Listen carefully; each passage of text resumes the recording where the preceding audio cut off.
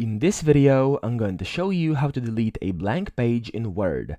So in order for us to delete a blank page in Word, we must first find the problem, which is the reason behind why we cannot remove this blank page over here. So let's say I have the second page I would like to delete, but every time I press backspace, it just jumps up and never wants to delete.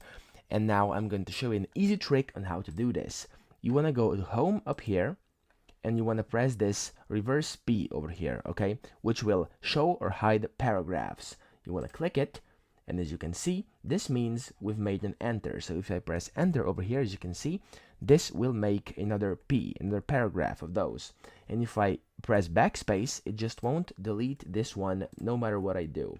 And what you want to do is then scroll up and see what happens on the page before this one. And as you can see, there's been an applied section break in this page, and the way you delete this page down here is by deleting the section break above it. Okay, so there may be something different, but just delete whatever is up here and is preventing the deletion of this page below it. So you simply want to go over it and highlight it by clicking two times here on the left, and then you want to click backspace, and when you delete this, as you can see, the blank page has been successfully deleted. And I'm going to delete this enters over here that are also not needed to be there, and that's it. That's how you delete a blank page in Word.